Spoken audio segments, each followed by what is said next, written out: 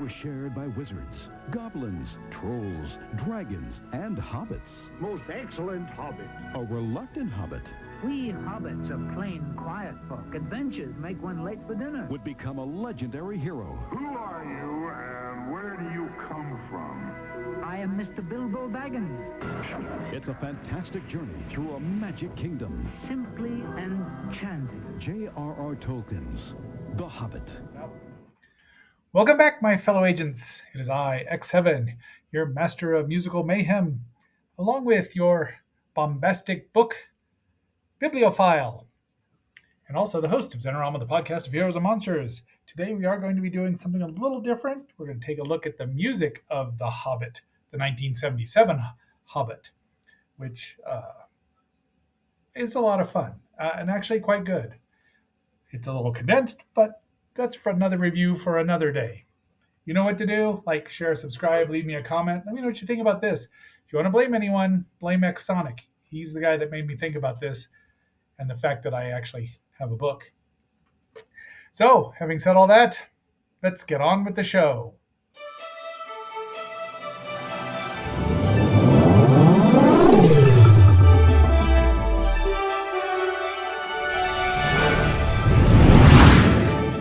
All right, my fellow agents, a little history here. I love The Hobbit. I think it's the best book that Tolkien ever wrote. It's funny, it's short. It doesn't have loads of scenes of people walking and talking and talking. There's magic in it. There's, magic beings, all sorts of fun stuff. It's The Lord of the Rings, the Silmarillion, everything needs The Hobbit. The Hobbit doesn't need anything else. It is complete unto itself, no matter how much Tolkien went back and Lucased his way through it, which he did. He revised it several times. Boy, that's dusty. I hadn't realized that. So I was going to initially review this book again. I did it way back, like some 700 episodes ago. And that was back when I was just flipping through the pages and saying, look, this is what it looks like. I've adapted to my book reviews since then, and I'm much happier with them now. But then I thought, let's do something a little different, about the same thing, but let's talk about the 1977 version of The Hobbit, specifically the music. So this is the actual copy I own. I got it in 77 and gave it to my sainted mother for Christmas. Not exactly sure why I thought she'd want it, but there you go. It is a scorcher of a day here in Fossil Bed. Nothing like Tahiti, which, as you know, is a magical place. But so this is what we're going to talk about, just this book and some of the music, and I'll intersperse it because it's really short. There'll be some more illustrations from the actual film, which might be reviewed on Friday, because Thursday we start a new series, which I'm going to have to, you'll find out what it is at the end of the show. Having said all that, you ready to dive in? It's a hobbit hole, and that means comfort.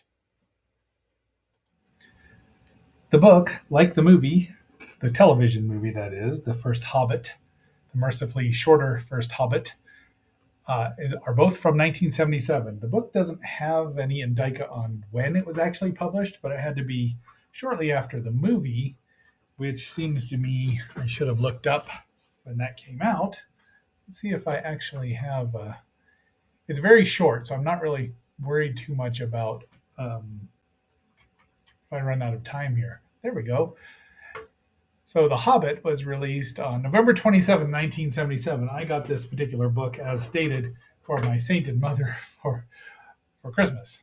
There's the copy of it, as you saw, and here's the inner. It was fun to do. I played the violin at the time here in Fossil Bed, because that was cool. And not as cool as a bassoon, of course, but be that as it may. It was just really cool to see it, and it works really well. But again, this is not a review of the actual movie. That will come later. There's some character designs because all it is black and white in here. So I thought, except for a couple pages, it only is about 32 pages, but 4, 5, maybe 36 total, because there's some color stuff in the middle of it. But those are the names of the songs.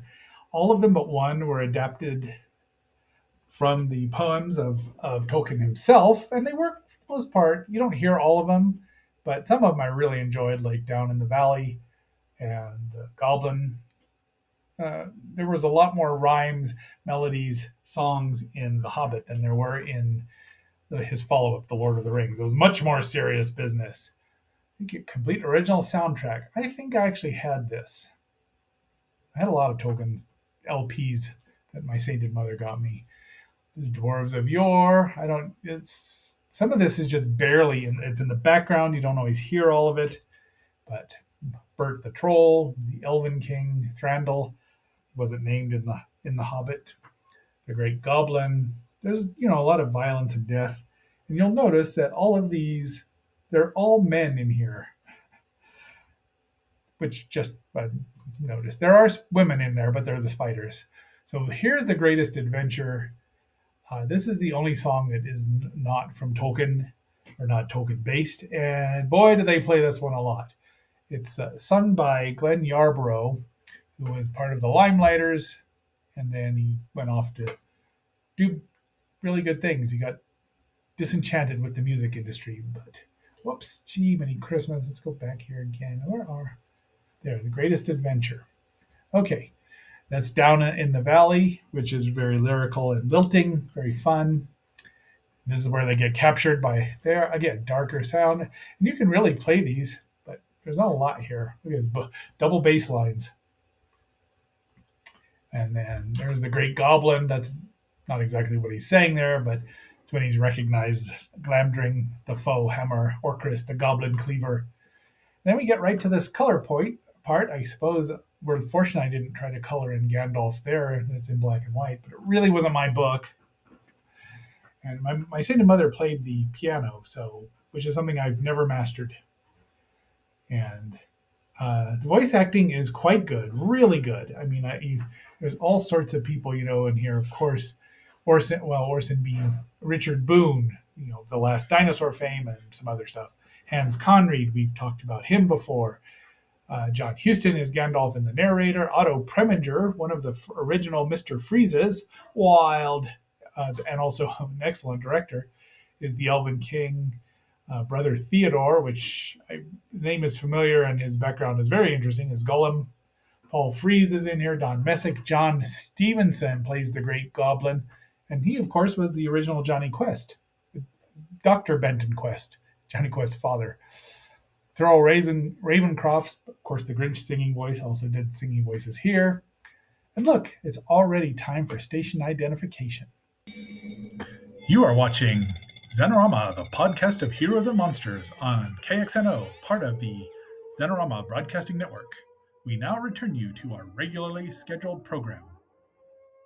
I was not particularly a fan of the way Bilbo looked and the dwarves, who should have been much taller than a hobbit. Maybe not much taller, but slightly taller. Gandalf was appropriately. He looked good, but they all had big noses. They were all very cartoony. It was one of the first cartoons done in cartoon movies. It was Rankin-Bass, of course, who had a long-standing relationship with Japanese animators. But it looked different. So I did enjoy the movie the first time I watched it. I must have read the book by 1977. I actually read the Fellowship of the Ring first, which was kind of a mistake. But there's Smaug and his treasure, and the rescue from the eagles, and more. Just to give you nice little subtitles. And Gollum that's not what he is in the book at all, obviously, but that's a spooky scene. And the funny little things. That's the 15 birds and 5 fir trees. And there's the roads once again. And this is where you get to the scary stuff with the spiders. And then they get caught by the Elven King. So they all have songs appropriately, and that's how they get out. Mountain King's return, and there he is, Smaug himself. That's a great shot there. I may use that. The version I watched. Spoiler alert, there will be a forthcoming review. There's several great copies on the Internet Archive. And the Misty Mountains, that's just really, again, most of the music is really well done, and it's atmospheric and just makes it sound in the days of yore when magic was still a thing. And then a reprise of Smaug's death. There's just some more pre-production stuff, and there's the back of it. Now, there was a book that The Hobbit that had all of this in it, along with the correct prose. So they had to, there was a lot left out for a 77-minute movie. What were you going to do? They would have, if they'd have been forward thinking, maybe done a 3-part, 1 hour, 2 2, hour 3. They could have separated up really well and been able to include a little more. But the changes, they were all right. I mean, it got a lot of praise at the time, and then a lot of pure hardcore Tolkien fans really don't like it. But I think it's fun. I mean, it deals with the death. All right.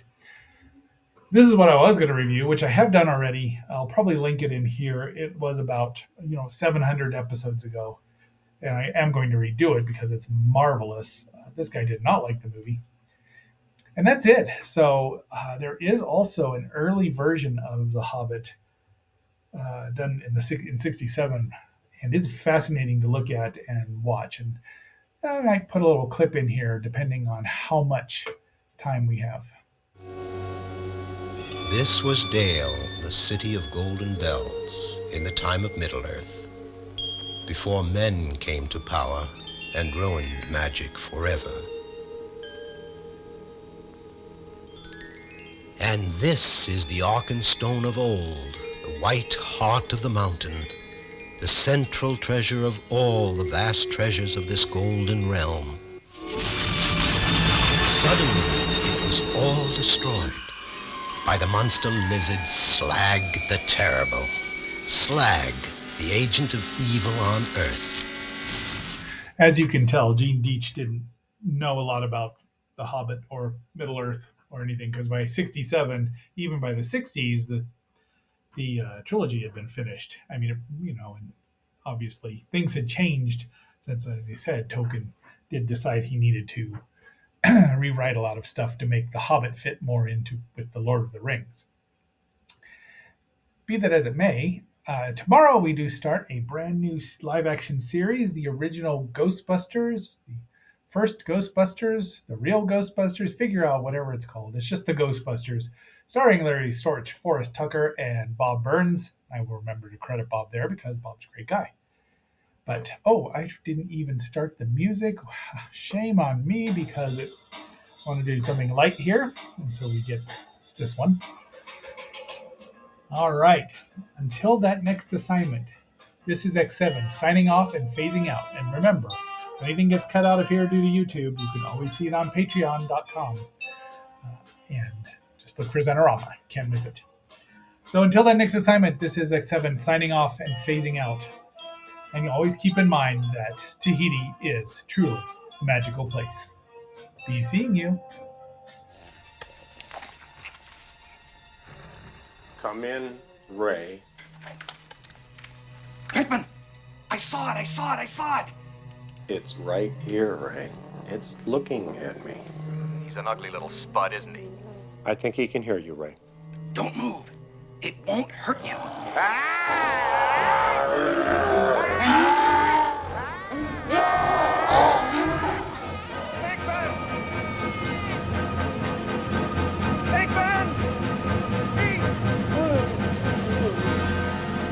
Pinkman! What happened? Are you okay?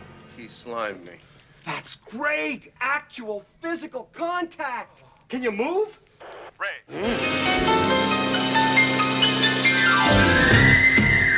We're the Ghostbusters. I'm Spencer. He's Tracy. I'm Kong. We're the Ghostbusters. We're clever, courageous, and strong. Your sleep has been haunted with whispers and rattlings. Your blood has been curdled. We know what to do. Your skin has the creepies. You wonder what's happening. You're safe in our hands. We will take care of you. We're the Ghostbusters. Spirits and demons, beware. The Ghostbusters. Wherever you're hiding out there.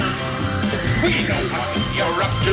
We're ready for anything. We're bold and we're fearless and never afraid. We're always prepared. We're right there with everything. With us on the job, trouble soon fades.